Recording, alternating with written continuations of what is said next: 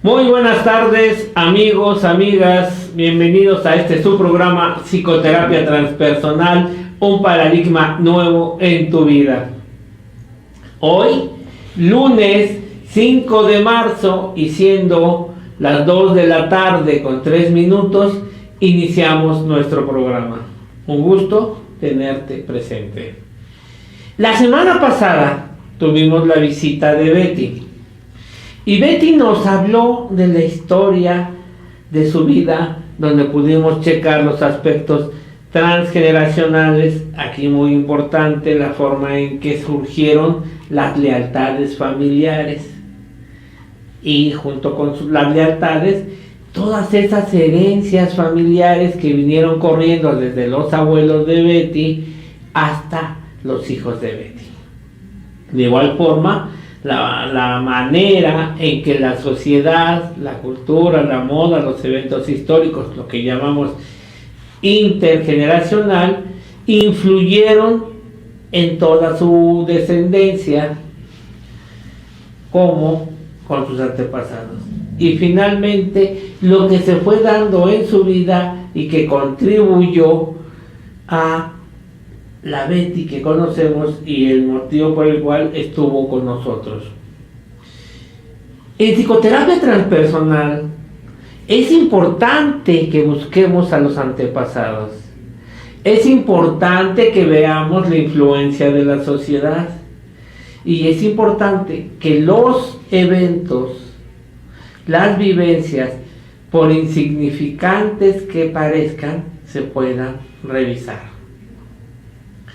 La psicoterapia transpersonal es una psicoterapia debidamente estructurada, decimos nosotros los transpersonales, donde pasado, presente y futuro tan solo es un instante.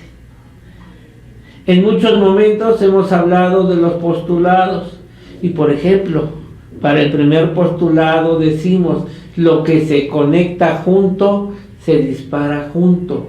Pero también sabemos que las primeras conexiones transpersonales son transgeneracionales, es decir, vienen de nuestros antepasados y viene de ese cúmulo de conocimiento que generación tras generación se ha venido dando.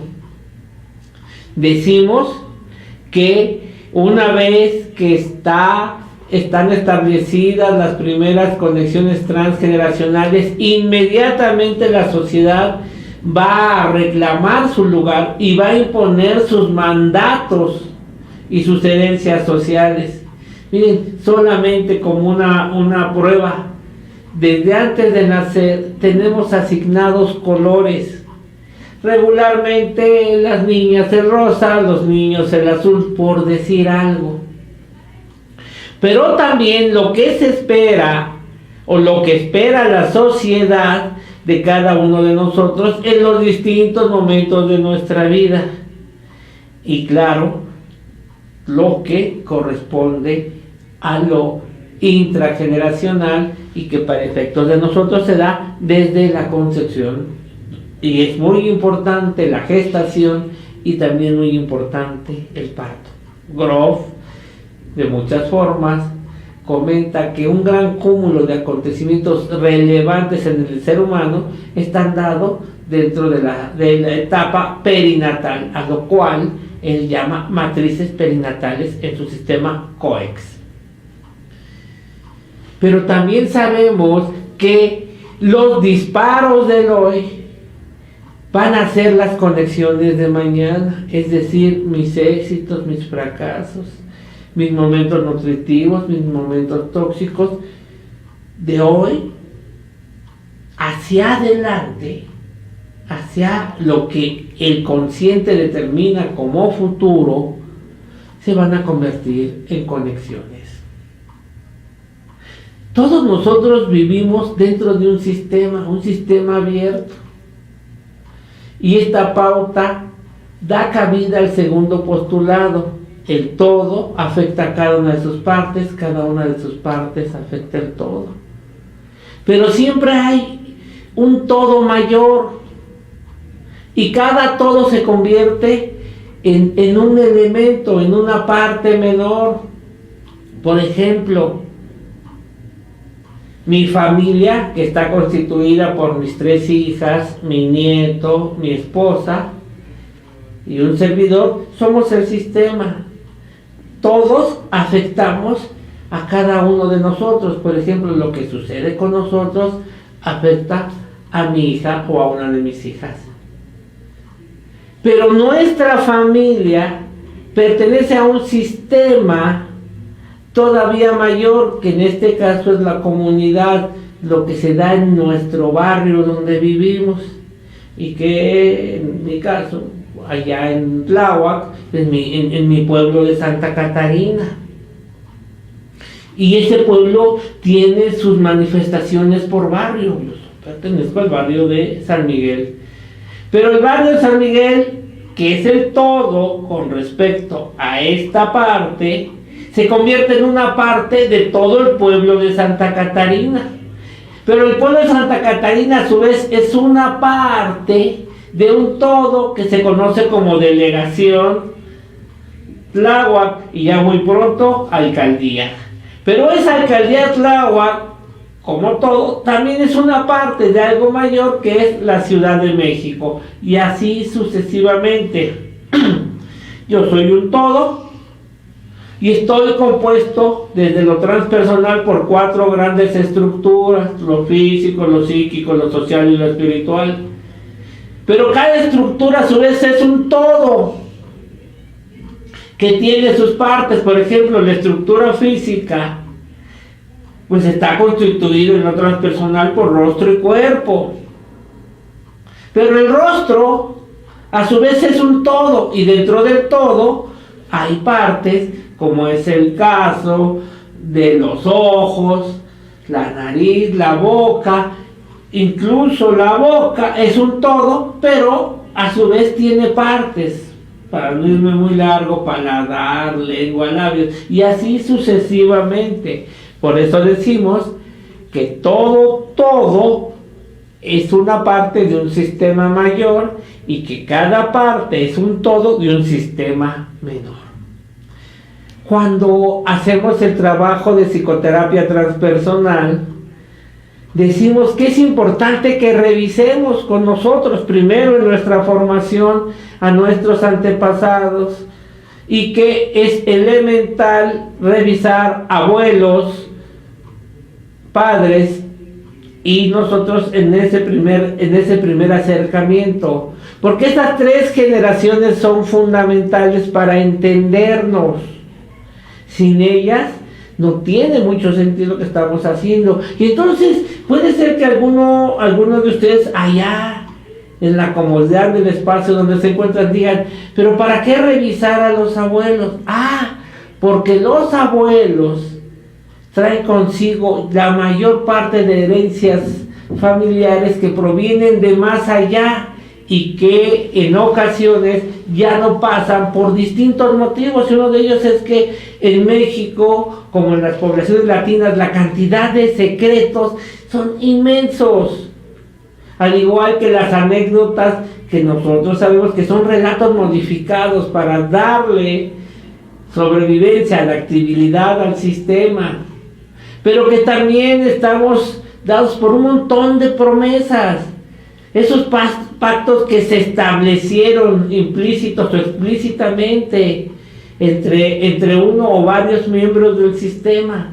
Y entonces tenemos que revisar a los abuelos y a los padres para entender cómo se dieron esas herencias familiares, y conociendo sus contextos para ver cómo las herencias familiares se unieron a las herencias sociales y a los mandatos intrapersonales, formando una sola manada de acontecimientos a los cuales nosotros tenemos que serles leales, porque somos leales por similitud, pero también lo podemos hacer por oposición. Y estamos hablando del tercer postulado.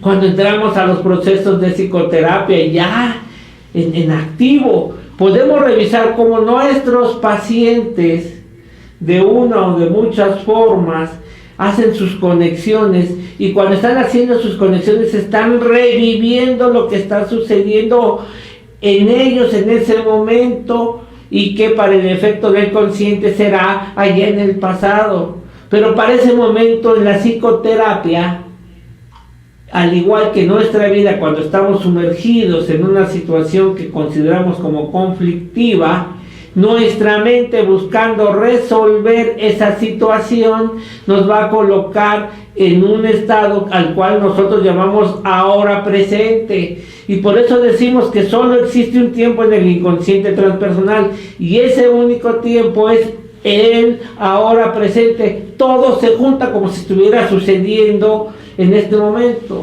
Pues pongo como ejemplo los duelos. Es muy claro ver cómo las personas manifiestan su experiencia y relatan lo que sucedió, o lo que dicen o piensan o perciben que sucedió, como si estuviera sucediendo en este momento.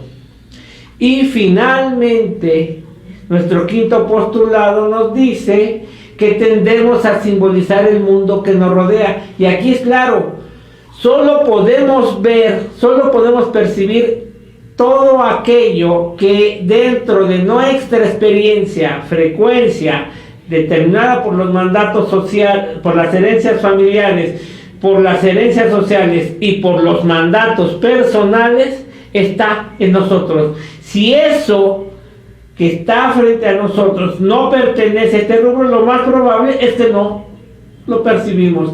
Solo hay una cuestión que regularmente se suscita: como solo puedo percibir lo que está en mí, lo que esté en el mundo, yo lo voy a colocar de acuerdo a mis aprendizajes previos. Si yo tengo un mundo de desconfianza, aprendizaje de desconfianza, el mundo externo es de desconfianza. Si yo tengo un mundo donde la amistad o las relaciones afines son parte esencial, buscaré personas afines donde yo depositaré, y tarde o temprano descubriré que al ver a una persona que me representa a alguien de confianza, aquella puede no serlo, y entonces se darán algunas situaciones molestas. La semana pasada, con nuestra paciente Betty, pudimos observar todo esto y pudimos darnos cuenta de qué manera se va dando. En algunos casos, siéndoles honesto, quiero decirles que esto lleva un proceso de aprendizaje, y que puede ser que algunos de ustedes en unos momentos determinados no percibieron detalles que son muy significativos dentro de las tres esferas, de lo transgeneracional, de lo intergeneracional, de lo intrageneracional. Pero el día de hoy tenemos la intención de mostrarte nuevamente una experiencia, y en ese sentido poderlo desglosar de una manera que tú puedas observarla o puedas percibirla de manera más clara, y que para muchos de ustedes va a ser muy muy sencillo, porque seguramente van a empezar a proyectarse como lo hicieron la semana pasada con respecto a lo que el paciente nos va presentando. Por eso te invito para que continúes en este tu programa de psicoterapia transpersonal, un paradigma nuevo en tu vida, y seguir avanzando en el desarrollo de esta nuestra psicoterapia. Nos vamos a un corte y en unos momentos más regresamos.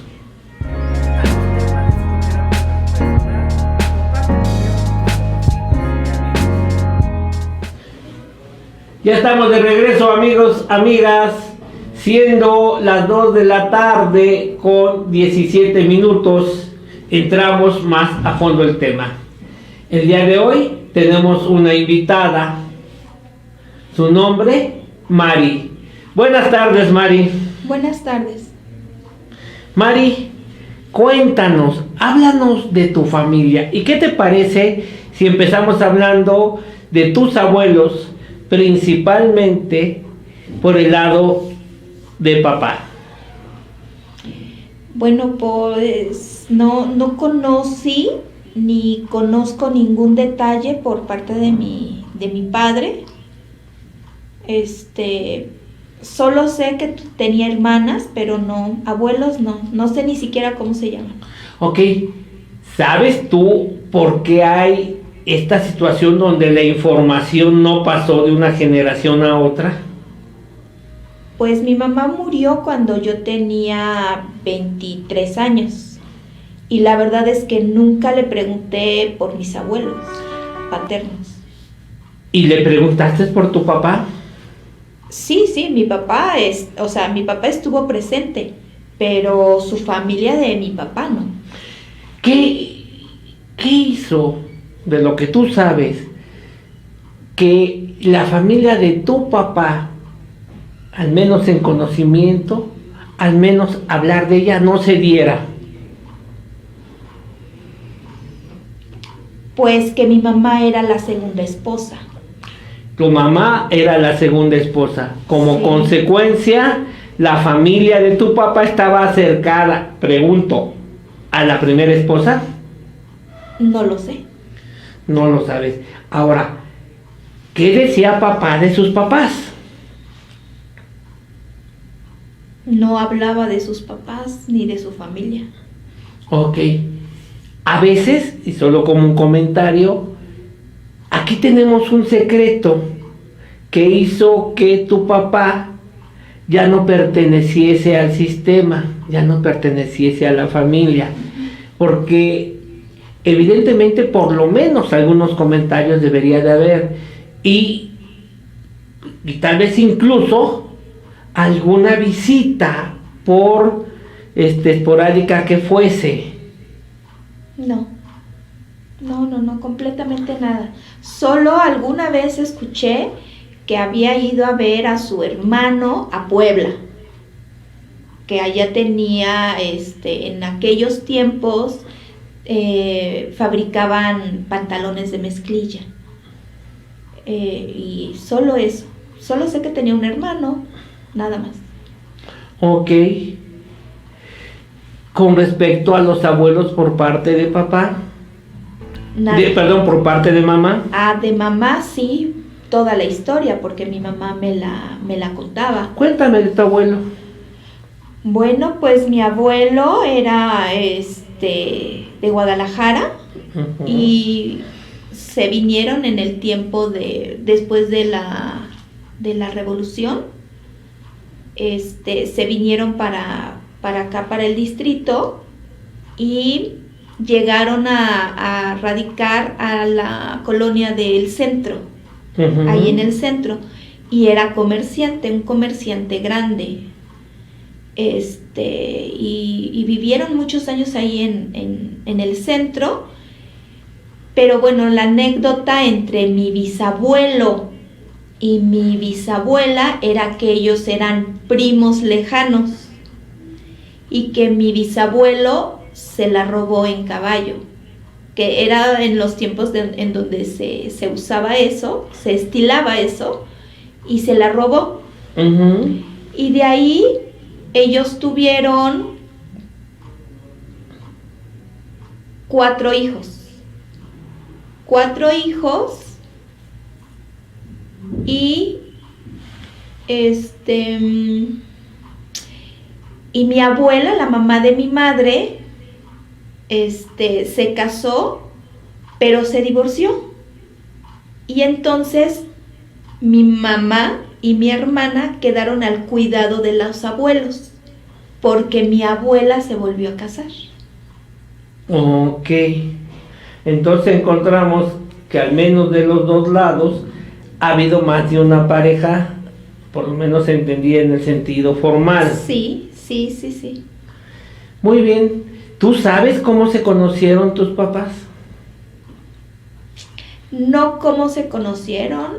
Conozco parte de cómo fue el cortejo, pero así como se conocieron, no sé. Cuéntanos de estas anécdotas de ese cortejo. Bueno, que mi papá era muy mujeriego, que le gustaba tomar, según mi mamá me cuenta, y que eran serenatas y serenatas que le llevaba a mi mamá, y o sea, que era muy labioso, me dijo alguna vez, que era muy labioso. ¿Te lo dijo tu mamá? Ajá, sí. Le gustaba llevar serenata, Ajá. Ajá. ¿Le gustaba el alcohol? Sí. ¿Tú recuerdas que a tu papá le gustase el alcohol? No, durante todo el tiempo que estuvo con nosotros, una sola vez lo vi tomando. De ahí en fuera nunca más. Ujú. Ok. ¿Qué más sabes de las anécdotas de papá y mamá? Bueno, pues, mi mamá me decía que quería mucho a mi papá, que había sido el amor de su vida.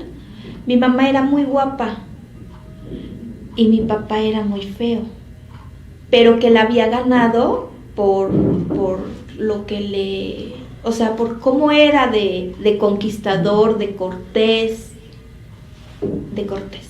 que era muy, que la trataba muy bien y ella se sentía a gusto.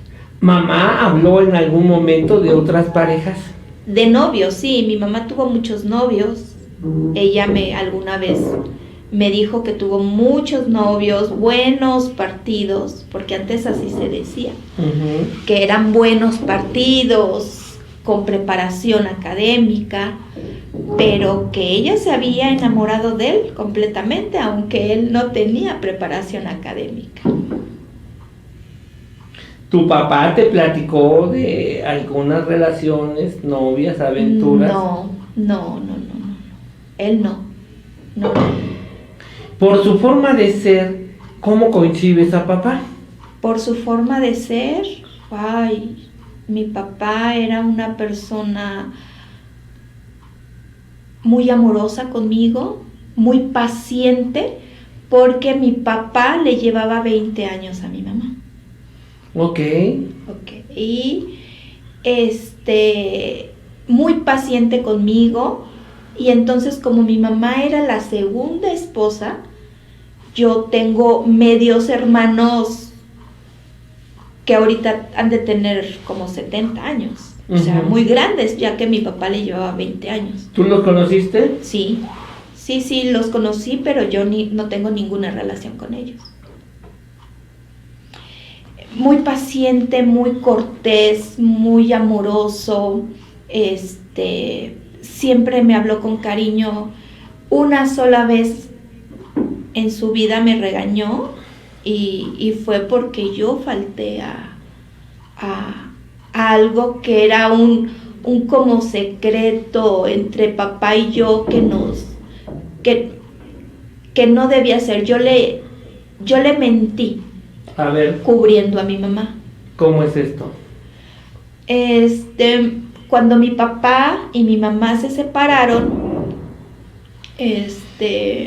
mi papá le dijo, pues ya no te voy a dar dinero. Y entonces mi mamá necesitaba dinero y me dijo que le dijera que necesitábamos, que íbamos a hacer un viaje. Y para que me diera dinero para el viaje. Y entonces yo le dije, ok, yo le digo que vamos a ir por allá por Zacatecas, a una peregrinación de esas religiosas. Y entonces cuando yo llegué, mi papá me preguntó, ¿y qué te pareció la iglesia? Y entonces yo no le supe contestar. Él ahí se dio cuenta que yo le había mentido. Y entonces él me dijo, me has decepcionado. Y entonces ese fue el gran regaño para mí. Y yo me sentí muy mal. ¿Hasta dónde coincides que las mentiras entre tú y tu papá era como una regla? No. O sea... Una regla en el sentido de que estaban prohibidas. Es que yo sentí que él siempre me habló con honestidad. O sea, él se mostraba tal cual era. O sea, no había necesidad porque él me daba toda la confianza. No había ninguna necesidad, en ningún sentido. O sea, yo cuando tuve el primer novio, al primero que se lo conté fue a mi papá. O sea, la primer ropa que yo recuerdo bonita, la tuve de mi papá, porque mi mamá era más conservadora y me quería seguir vistiendo como niña. Ok, bueno. podemos encontrar ahí algunas herencias y algunas lealtades familiares. ¿Y a mamá cómo la concibes? Una mujer valiente, emprendedora, amorosa, cariñosa, comprensiva. Nada más que mi mamá era muy depresiva. ¿A qué te refieres? Que yo tengo recuerdos de ella cuando tenía como 6 años y que era depresiva, o sea, ella se la pasaba dormida, triste, yo sentía su tristeza. Ahora cuando recuerdo yo sentía su tristeza. ¿Alguna vez te habló de su tristeza, mamá? No, ella me hablaba de su enfermedad, de sus enfermedades, porque tenía muchas enfermedades. ¿Cómo cuáles? Mi mamá se cayó de un 3er piso, rodó por las escaleras en un edificio y se detuvo con una llave y entonces se lastimó la quinta lumbar y ella tuvo una operación muy fuerte, o sea, muy delicada y casi quedaba inválida. Entonces, en esa operación, con tal de que caminara, pero apretaron un nervio de su cervical y entonces ella todo el tiempo tenía un temblor y no se podía sostener ella sola, ella tenía que usar bastón. Y además ella no podía tener estrés o cosas fuertes porque su cerebro como que se desconectaba, ¡paz!, se desmayaba. O sea, se desmayaba. Entonces yo tengo recuerdos desde muy chiquita yendo en ambulancia a la Cruz Roja o al hospital, cualquiera, ¿no? ¿Alguna otra enfermedad?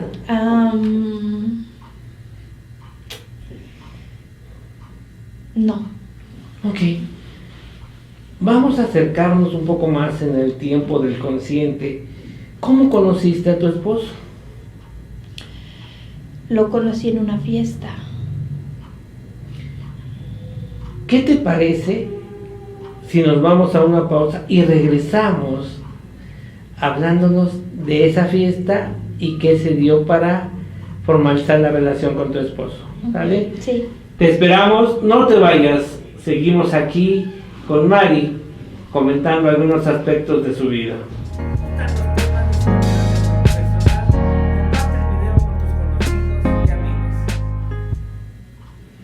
Ya estamos de regreso, amigos, amigas, siendo las 2:33. Retomamos la plática con Mari, que el día de hoy nos acompaña y que nos está hablando de sus distintos momentos de vida. Mari, me decías que conociste a tu esposo en una fiesta. Sí, lo conocí en una fiesta, una compañera de trabajo se casó y me dio 2 boletos y yo fui sola. Y entonces regalé el otro boleto, porque yo en ese tiempo no tenía novio. Y una compañera, llevó a su novio, pero su novio llevó a su mejor amigo. Y ahí fue donde conocí a mi esposo. Ok.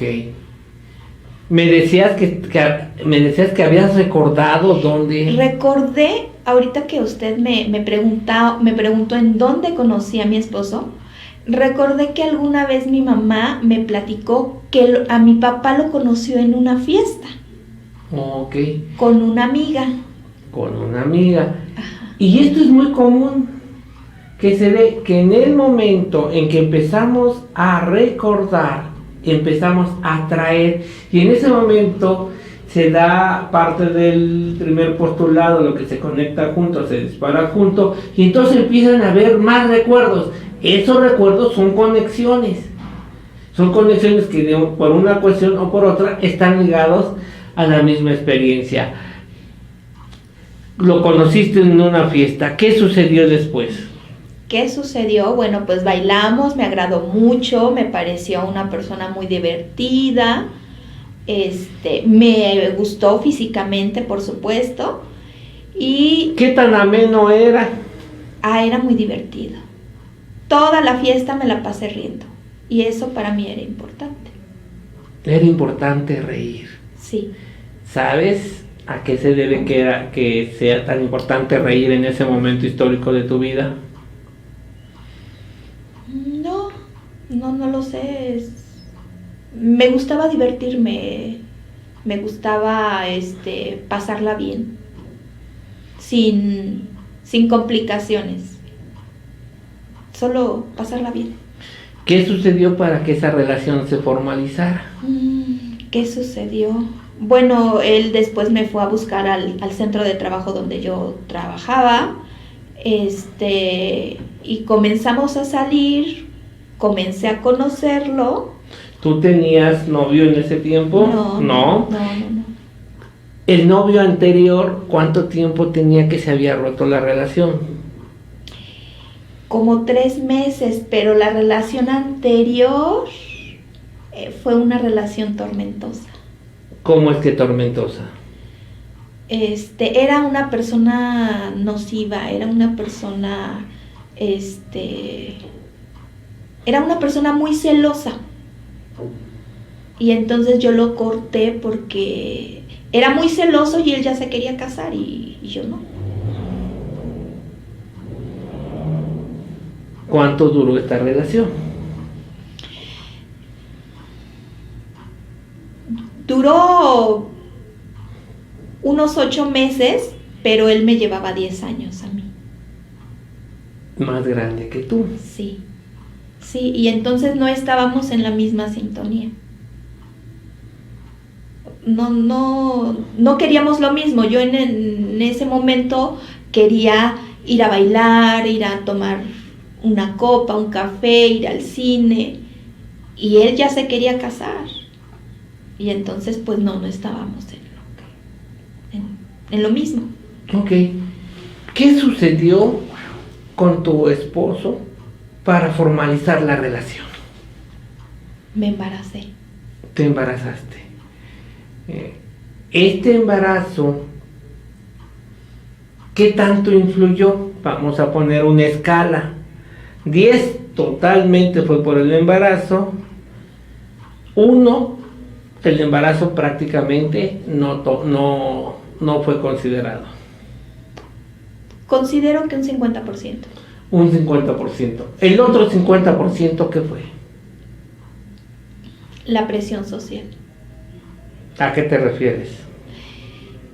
Que él me decía que se quería casar, ya teníamos planes de casarnos, pero los teníamos que adelantar. Él me decía que cómo no nos íbamos a casar si sus papás estaban casados por el civil, y yo le decía, vamos a vivir una unión libre, pero él no, y decía, pues es que ¿qué le vamos a decir a tu mamá? ¿Cómo le vamos a salir con que estás embarazada? Y entonces eso fue lo que nos hizo formalizar. ¿Qué tan segura estabas tú de formalizar? Un 50%. Yo quería vivir una unión libre. Con respecto a la presión que pudiese ser mamá, para mamá, conociendo lo que tú conocías de ella, ¿qué tan obligatorio era que te casases? 100%. 100%. Sí. ¿Tú sabes por qué? Ahora que lo pienso, ahorita que me lo está preguntando, sí. ¿A qué se debe? A que mi mamá quería que yo me casara bien, porque esa era su palabra. ¿Era como una proyección de lo que no había sucedido con ella y tu papá? Sí. Lo que no pudo hacer ella, si lo consiguieses tú. Sí. ¿Tú sabes si la relación de tu papá y de tu mamá se forzó, se obligó porque ella estuviese embarazada? No lo sé. ¿Has investigado las fechas Por ejemplo, ¿de cuándo empezaron a vivir juntos y el nacimiento de su primer hijo? No, no he investigado. Solo sé, ¿Sabes en qué fechas empezaron a vivirse juntos? me comentó alguna vez mi mamá que después de un temblor muy fuerte que hubo en México, creo que fue el 68, 67, no recuerdo, Ujú. en un temblor en donde se cayó el ángel de la independencia. Bueno, estamos hablando de casi 10 años antes. Ajá. A finales de los 50 está ese temblor registrado. Sí. Por la caída del ángel. Exacto, sí. Y yo nazco 4 años después. Ok. O sea, no coinciden las fechas que mi mamá estuviera embarazada. Ok. Ahora, ¿tú sabes de las parejas de tu esposo previas a ti? Solo sé el nombre de una, pero otras ¿Qué sabes no. de ella? Solo que era su novia y el nombre y nada más. No investigué porque no. ¿Por algún dato sabes cuánto tiempo antes de tu llegada estuvieron juntos ellos como novios? Sí, como un año. Como un año. Sí.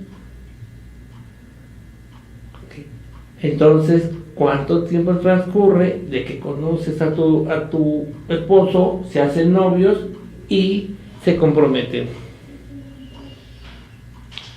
De la pareja anterior, en total serían 3 años. De la pareja anterior, 3 años.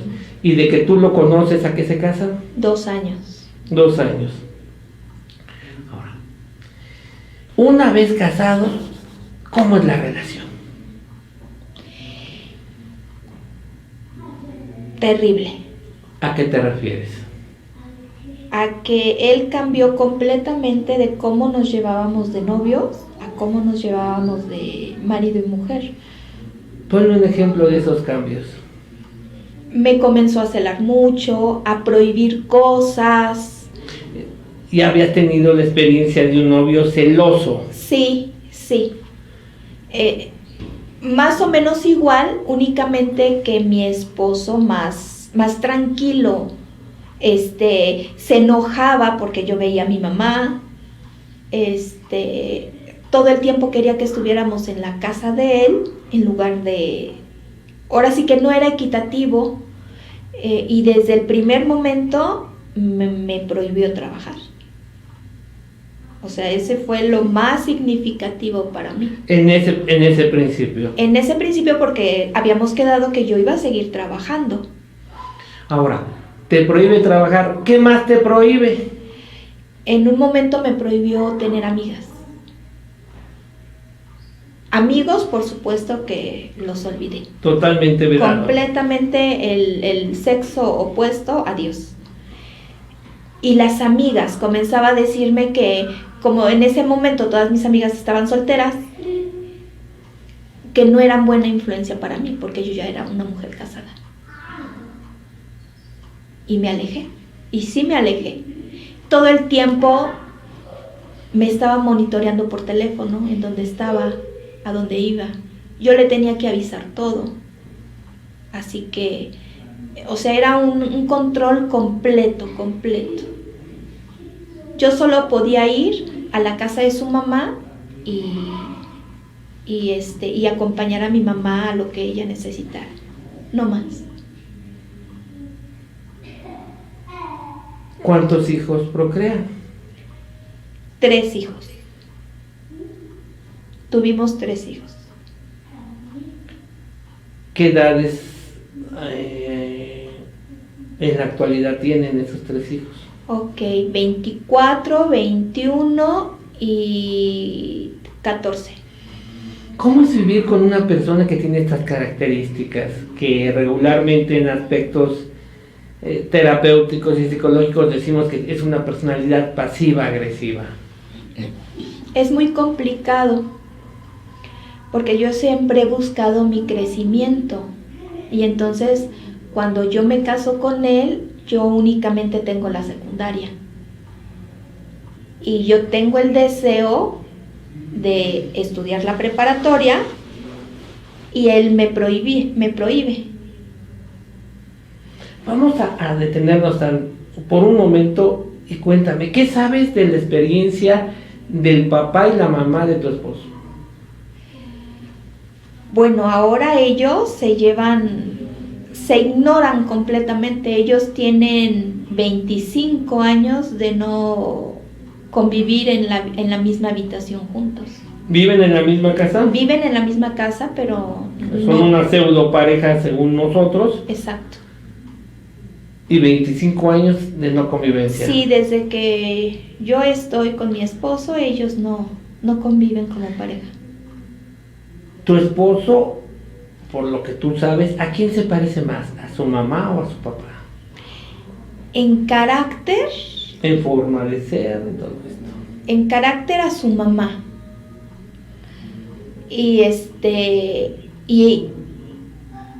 Pero en cómo ha actuado en el matrimonio a su papá. ¿A qué te refieres con eso? Porque mi suegro siempre decía que el dinero era de él. Y mi suegra ni siquiera sabía cuánto ganaba mi suegro. Y mi esposo alguna vez quiso hacer lo mismo. Y él tenía un dicho, él me decía, a la mujer ni todo el amor ni todo el dinero. Entonces por eso considero que en actitudes a su papá, pero en carácter a su mamá. Ok, muy bien. Bueno, vamos a seguir hablando de tu esposo. En unos momentos más regresamos a nuestro último bloque. Y eres psicoterapeuta, no importa la condición, y te gusta mi programa, suscríbete al canal gratis y me gusta. Ya estamos de vuelta en tu programa Psicoterapia Transpersonal, un paradigma nuevo en tu vida, con este tema tan candente, tan apasionado, tan interesante de la historia de Mari. Mari, acercándonos todavía más en el tiempo, ¿cómo es la relación hoy en día con tu esposo? Muy mala. ¿A qué te refieres? No estamos de acuerdo en nada, todo el tiempo discutimos, peleamos por los hijos, por la educación, de quién tiene la razón. Ya no, ella es una situación muy complicada. Muy complicada. ¿Hoy en día comparten el mismo espacio? No. ¿Qué sucedió? Decidí separarme de mi esposo. ¿Cómo es que decidiste separarte de tu esposo? Pues ya me cansé de tantas, pues no humillaciones, pero ya me cansé de no llevar una vida sana y tranquila y estar en armonía. Entonces decidí alejarme de esas situaciones que solo me hacen emocionalmente estar mal. En un momento nos hablaste de prohibiciones de tu esposo hacia ti. Sí. ¿Qué te prohibió o qué te prohibía tu esposo? Pues al principio me prohibía las amistades, el que yo tuviera un proyecto de vida propio, al principio. Pero bueno, yo de todos modos terminé mi preparatoria. ¿Él te alentó para que te hicieras tu preparatoria? No, nunca. Al contrario, todo el tiempo cuando yo llegaba de la escuela, él estaba enojado, molesto, me gritaba. Nunca me dijo ni siquiera, ay, felicidades, ya terminaste tu preparatoria. Después de tu preparatoria, ¿te prohibió algo más? Trabajar, yo quería trabajar y no me lo permitió. No, me decía que no me hacía falta nada, que para qué quería yo trabajar, que mejor me quedara al cuidado de mis hijos. Tú seguiste creciendo, ¿qué hiciste después? Después estudié cursos que me llamaban la atención y comencé a vender de catálogo. Comencé a vender cosas de catálogo, zapatos, cosméticos, o sea, de todo. Y entonces comencé a conocer gente y esa gente me habló de esta escuela y estudié la licenciatura. Ok, ¿él te alentó a que estudiases la licenciatura? No, al contrario, cuando yo le dije que iba a estudiar la licenciatura, me dijo, ¿por qué? Pero es que no. ¿Para qué quieres estudiar tu licenciatura si tú ya estás grande? Tú ya estás grande. Sí. Hoy en día él te ha buscado para reconsiderar tu posición. Sí me ha buscado, pero ya ahora yo ya me siento fuerte y sé que yo ya no quiero personas tóxicas en mi vida. Ahí tenemos dos herencias familiares distintas. Por un lado él, donde la familia, aunque no se hablen, estén en el mismo lugar, o al menos en la misma casa. Y tú tienes la herencia de separarse. ¿Cómo es este choque de herencias y de lealtades familiares en ti? Es muy fuerte porque yo sí me doy cuenta, yo sí observo que él por todos los medios ha querido que sigamos el mismo patrón de conducta de su familia. Pero pasaba algo en mí durante muchos años. Él siempre me decía, lo que tú quieres es estar igual que tu mamá. Quieres dejar a mis hijos sin padre. Y entonces yo me aguantaba porque yo quería demostrar que yo no quería eso. Ok. Y ahora digo, ahora como veo mi situación, prefiero la vida sola de mi mamá que la vida de sus papás. De esta parte de la vida de sola de tu mamá, ¿hay algún elemento tóxico en esa soledad que tú hayas percibido? Solo la recuerdo con tristeza. Solo la recuerdo. No hay otro elemento, al contrario. O sea, ella era una mujer tranquila. Y como estaba tranquila, daba amor. Yo sentía eso, vibraba en mí eso. Únicamente que sí había una tristeza, yo veía una tristeza, ella miraba hacia un nada, hacia la nada, y yo veía esa tristeza y ahora recuerdo esa cara, ese rostro, y sé que añoraba algo. Esa cara y ese rostro, ¿qué añoraban desde donde tú lo percibes? No lo sé aún. En ti se da esa cara de tristeza. No. No. En ti se da esa añoranza. No. En este momento histórico de tu vida, ¿cuáles serían tus deseos? Seguir creciendo. Seguir creciendo. Como persona y como ser humano. ¿Qué concibes como metas cercanas para seguir creciendo?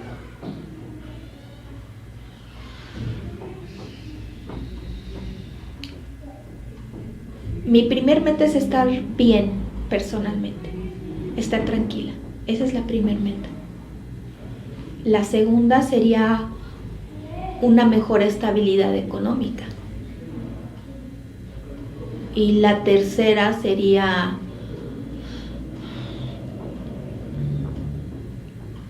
poder tener un equilibrio completo de todas esas partes. ¿Y tus hijos? Mis hijos están bien, ellos estudian y ellos me apoyan completamente en todo lo que yo decida y haga. ¿Los 3 hijos? Los 3, completamente tengo el apoyo de ellos. ¿Cómo te lo manifiestan o te lo demuestran? Me dicen que no me preocupe, que ellos también pueden trabajar, pueden aportar a la casa, son unos chicos buenos, entonces no me dan problemas. Y ellos así con palabras claras me dicen, te apoyamos en lo que tú quieras, en lo que tú decidas. ¿Y tú qué necesitas? ¿Qué requieres? ¿Qué necesitas? Necesito primeramente tranquilidad. ¿Y qué necesitas para tener esa tranquilidad? Alejarme de las personas tóxicas. Ok. ¿Quiénes serían esas personas tóxicas? Bueno, mi esposo. Muy bien. Pues Mari, muchas gracias por estar con nosotros y compartirnos parte de esta experiencia. Muchas gracias a usted, doctor. Y amigos, amigas, ¿cuántos detalles vamos encontrando una vez que tenemos un panorama más amplio? Quiero decirles que es evidente que el tiempo es corto y que no podemos profundizar en muchas cuestiones, pero que es importante que chequen, que revisen las lealtades familiares, y esas las van a encontrar en sus herencias familiares. Un ejercicio sencillo es chequen algo parecido a lo que hicimos, revisar al abuelo por parte de papá, a la abuela, luego de mamá, abuelo, abuela, luego los padres, y luego vámonos viendo, vámonos hacia abajo, y luego nos vamos a extender un tanto hacia nuestra pareja para bajar hacia nuestros hijos. Vamos viendo características, vamos viendo las anécdotas, y cuando encontramos huecos de información, es probable que estemos en presencia de un secreto y que ese secreto se haya encriptado, es decir, el secreto en una generación se metió a una fosa, la segunda generación se cierra, se sella la fosa, decimos encripta, y después vienen los famosos fantasmas, que son reacciones psicosomáticas. Los invito a que lo hagan con sus abuelos, y si hay posibilidades, hacia sus padres, sabiendo una cosa: no se trata de juzgar a los padres, ellos hicieron lo mejor que pudieron con los recursos que tuvieron, al igual que los abuelos. Solo se trata de hacer un análisis, un familiograma transpersonal, para conocernos más, para saber más de nosotros, y entonces empezar a ligar cómo se va dando nuestra historia de vida y cómo vamos funcionando en frecuencias muy específicas. Así que, recordando al difunto de la planta de luz, hoy es lunes, hoy toca, esté o no esté, y siguiendo las reglas de la psicoterapia transpersonal, quiéranse mucho, quieran a sus seres queridos, no confundan amor con querencia, no confundan amor con dependencia, sobreprotección y este tipo de consideraciones. Quiéranse mucho, y si Dios así lo decide, la próxima semana entramos con programa nuevo y vamos a empezar a revisar a la familia. Quiéranse mucho, nos vemos el próximo lunes. Tu programa de psicoterapia transpersonal, un paradigma nuevo en tu vida, siendo las 3 de la tarde con 2 minutos. Buenas tardes. Si te gusta la psicoterapia transpersonal, dale like al video, suscríbete y activa las notificaciones presionando la campana.